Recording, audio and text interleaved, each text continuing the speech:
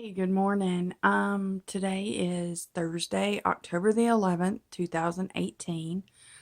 I am 3 days post-op from the VSG surgery. I had it Monday, October the 8th, here in Hot Springs, Arkansas, with Dr. John Webb at CHI, St. Vincent Hospital. Things went really well. It's kind of a blur because everything kind of happened really fast. I had meant to update prior to surgery, update on the pre-op diet, things like that, but it all just came very, very quickly. The program here at CHI St. Vincent is about a 4 to 6 month process. I started it back in, I believe it was June. It was right either at the end of May or the first part of June. And that program entailed going to a nutritionist every month. Well, going to a nutritionist like 1 month, then the following month going to a nutrition class, and then the next month going back to just an individual nutritionist appointment. So alternated with that. Then going to support group meetings once a month, and then meeting with his bariatric program coordinator. She's a nurse. She's awesome. Everybody with the program is awesome. Meeting with her once a month, weighing in, getting measured, and talking about things. And during this whole time, making modifications to my eating and things like that to get ready for the surgery. Eating on smaller plates, smaller portions, finding out that I was in fact gluten intolerant and dairy intolerant. I also have primary lymphedema, which is from like right under my breast all the way down to my feet. And come to find out it's genetic. I've had it. I noticed it occurred or onset around puberty. And I just assumed that it was just the way our bodies were with the women in my family. But come to find out, we all have primary lymphedema, sorry. And which means that my lymphatic fluid will pump down to the lower extremities, but has trouble pumping back up. So I have a lot of swelling and pooling of the fluid in my legs, which causes my legs and my hips and all of that to be bigger than maybe like the upper part of my body. Anyways, long story short, not eating gluten, not eating dairy has helped tremendously with the swelling and pain associated with the lymphedema. So that's been a blessing. So I did all of that. I did have to do a 10-day pre-op diet. It's called a modified liquid. Pretty much all liquid, except I was able to have fruit, vegetables, and the only meat I could have is tuna, like the those packet creation things. So I could have those, and I could have oatmeal. Just, I could not have any butter or fat or anything like that on my vegetables or in my oatmeal, things like that. So that actually went really well. In my previous videos, I've talked about that I had lap band surgery back in 2007. It failed and I had to have it out a year ago. So October of 2017. Since October of 2017 until my surgery, my VSG surgery this week, I had gained, I'm going to say probably 60 to 80 pounds. I'm not real sure, but I would say it was right about that. I kind of got really discouraged and quit keeping up with it. So my highest weight prior to in this year, between my lap band removal and my VSG surgery, was 306, and that was actually the Friday before surgery. Yes, Thursday before surgery. And I met with Natalie, the bariatric program coordinator, and I weighed in there. Well, I was 306. With lymphedema, weight like getting on the scale is a huge it can really mess with your head because I can retain fluid. I can retain anywhere from 5 to 10 pounds of fluid within 2 days. And then in 2 days lose that 5 to 10 pounds of fluid.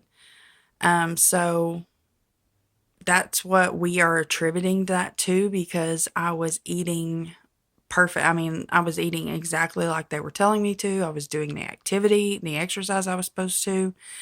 Um, so anyways, it's 306 last a week ago Friday. Um, when I went in Monday morning for my pre-op or to have surgery, they checked me in, excuse me. They checked me in, got me back into the room. The nurse started the IV and all of that, and they brought the scale in, and I was 302, I think, .4.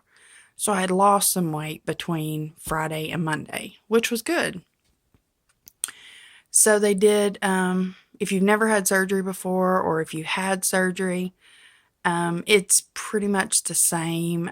Just to let you know, it's pretty much the same getting ready for surgery as with just about any other surgery.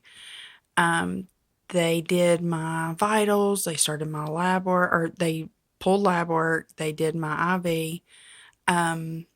They do have increased infection control at the hospital I use. So for let's see, Thursday, Friday, Saturday, Sunday, 5 days prior to surgery, I had to start bathing, showering with a special soap.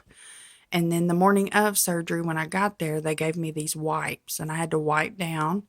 Then I had to put some kind of iodine stuff inside my nose, swab my nose, because if you didn't know it, that is where staph lives.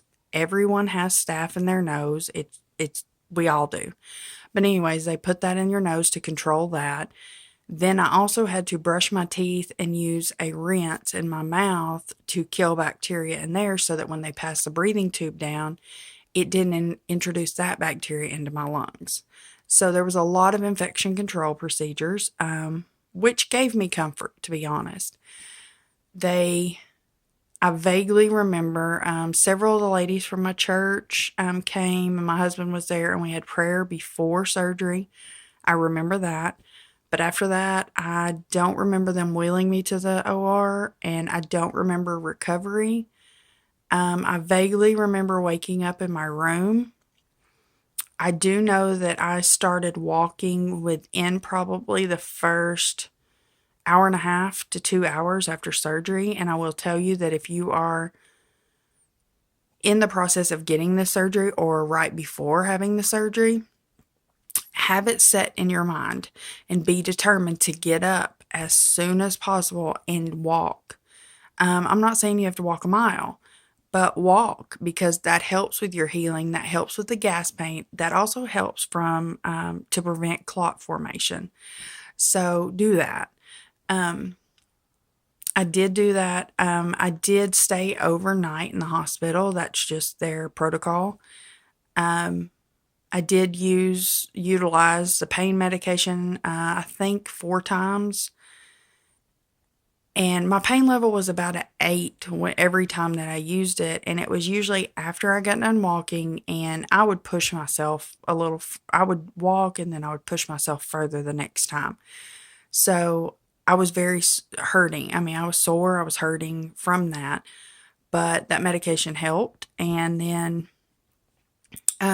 Monday night was a good night. I didn't have any issues. Tuesday morning, I had got up or woke up, and they came in. It was about 8:30, and they did the swallow test, swallow study, which is to make sure there's no leakage. I will tell you the contrast that they typically use for that is called gastrographin. I used to be an x-ray tech before my vision loss, but it does not taste great. But luckily, you don't have to drink a whole lot of it. You do that, and then they came in. They took me back to my room. They came in, gave me the results of that everything was good. I did have a drain when I woke up, and I've never had one before. So that was a little bit different. I had some leakage from my drain, which was gross, but it is what it is. And so Tuesday around 1:30, I think, in the afternoon, Dr. Webb came and looked at everything, and he actually removed my drain. That was not comfortable. It was not the worst pain I've ever felt, but it was not comfortable. Um, and then he told me I was good to go home. I was able to start drinking water that morning. So they started bringing me the 1 ounce cups of water. I was allowed to drink one of those every hour, and it needed to take me 15 minutes at least to drink that. And I'll be honest with you, it did take that. Don't rush yourself. Take it easy. Number one, you don't want it to hurt. Number two, you don't want to do anything to stretch this pouch out. I've seen videos on here of several people that have had this surgery, and not saying it was their fault, not saying they did anything wrong, but they've had to have a revision surgery. I want to avoid that at any cost possible because this is a revision surgery for me because I had the lap band for almost 10 years. I don't want to go back through another surgery, and I know what that feels like, to feel like you failed. Even though I didn't do anything personally to cause my lap band to fail, I still had those feelings of failure, and I don't want to go back through that. So pace yourself, take your time, and don't rush yourself when you're drinking or beginning to eat. So I got to go home Tuesday evening. I got home, and it's kind of a little blurry getting home. My last dose of pain medicine that I had was at 6:30 Tuesday morning, and then I didn't have any more. Didn't really need it. I got home and just took it easy, and I slept really well Tuesday night. Of course, I was in my own bed, and that makes a big difference. Woke up yesterday and felt great. I did do some housework yesterday, in which tolerated that fine. Yesterday evening, I did notice quite a bit of soreness setting in, and things like that. So I did take it easy yesterday evening. I did eat some broth yesterday. I think a total of about 2 ounces throughout the day. And then I ate about an ounce of Jello. With this program that I'm in, the first 3 days are a full liquid diet. And then starting tomorrow for 4 days, I'm on a full bariatric liquid diet, which means that I can introduce, protein shakes and things like that in. But I have not felt hungry. I am staying on top of my hydration and things like that. I'm doing really well. I feel good. This morning, I haven't gotten around yet. My husband just left for work, and I just, brush my teeth, things like that. But I have a few things I need to do around the house today, and but nothing major. I mean, I'm still going to do some walking and things like that. I go back to see my surgeon next Wednesday, the 17th, for my post-op. This morning I did get on the scale because, I can't help it. And I was at 300.8. So I've lost some weight. I mean, it's to be expected when you're not eating anything, even if I didn't have the surgery. So it'll be interesting to see how things go. My reasoning for getting this revision surgery was not vanity, although that is a bonus. Don't get me wrong, I'll feel better in my skin. But to help with my lymphedema, and also to give me energy and to be able to play with my granddaughters. I have 4 granddaughters, 2 8-year-olds, a 5-year-old, and a 3-year-old. And I had just gotten to where I didn't have any energy. When we'd go outside and play, I'd play with them for a little bit, and then I just had to sit down because I was just exhausted and my legs hurt. So I'm ready to be back from that. Yeah, so if you're getting ready to have the surgery, if you're contemplating it, anything, don't hesitate. Message me. I'm willing to answer any questions. Um, I will tell you this, that prior to my lap band, I didn't have there wasn't any kind of program to go through, no kind of real education per se. I actually had my appointment in November of 2007, and I was scheduled for surgery on December the 15th, 2007. So there was only about a month difference. This has been a very long process, but I'm very thankful for it because I've learned a lot. And so I urge you that if your program or if your surgeon or anything like that does not have like an education program, I urge you to seek one out, because if you're not making modifications prior to surgery and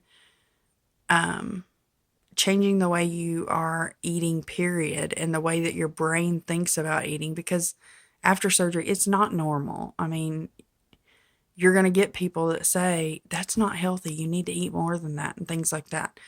And we can get into that mentality, but that education is very important to help you realize what your body needs and what you need to be doing for your body. So search it out. Try to find a place in your area or anything like that, any information, and learn about it. I haven't experienced any acid reflux, although prior to surgery I had horrible acid reflux. I was on 2 different prescription medications every single day for acid reflux. The surgeon did say that my surgery did take a lot longer than normal because I had a lot of scar tissue from my lap band. And so that took longer, and he said that that's why that's why he figured that I would probably be really, really sore for a lot longer. Although I'm pleasantly surprised I'm really not. So I'm thankful for that. So I'm excited to see what it brings. I'm excited to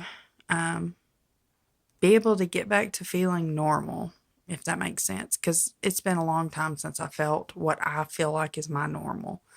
So, I hope y'all have a wonderful day. Please reach out to me if you have any questions. Please don't forget to subscribe to my channel. I'm new at this, but I really want to chronicle this journey for y'all and for myself and help in any way I can. But subscribe, turn on the notifications so that you're notified whenever I do upload a new video.